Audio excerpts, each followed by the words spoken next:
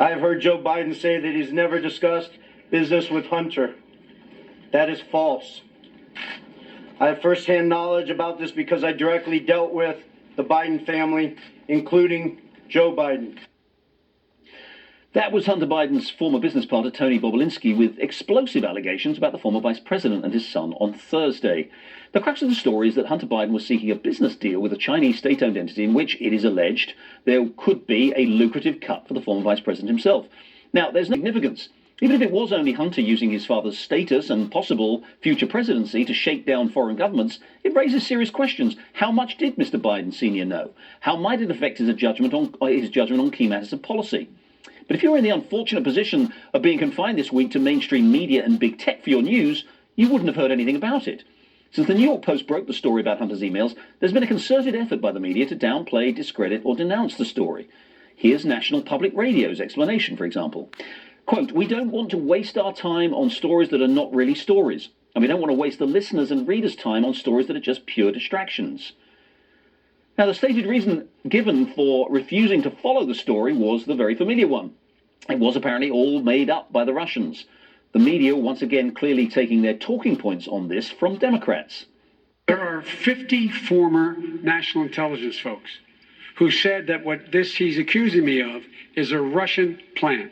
You mean the laptop is now another Russia hoax? And that's exactly what. Is this where you're going? This is where he's going. But no one anywhere has provided any evidence to support this extraordinary claim. In fact, intelligence and law enforcement agencies have denied it.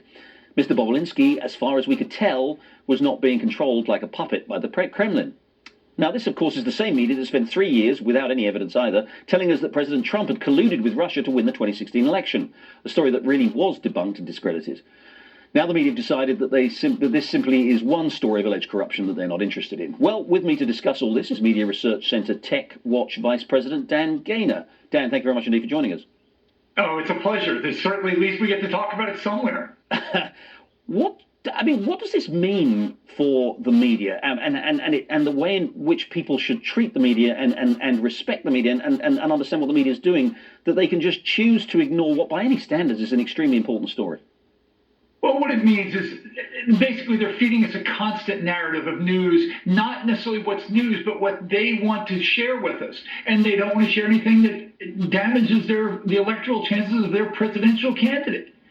We did a tally so far on ABC, CBS, and NBC. Out of 73 and a half hours of broadcast time, 16 minutes, 42 seconds. With ABC, they haven't done 1 second. That's not news. That's, censorship. What do you think can be done about this? I mean, do we just have to? I mean, fortunately, again, we do have other outlets. The Wall Street Journal editorial page has been writing about this. Conservative commentary outlets have been writing about it. Obviously, Fox News and Fox Business have been covering it.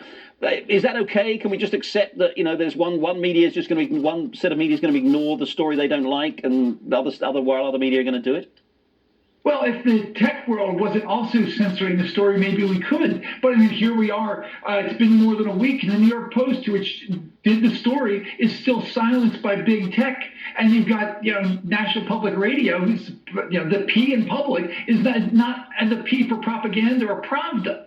I mean, so, we can't have all of the major levers of media in our country and big tech censoring stories they don't like.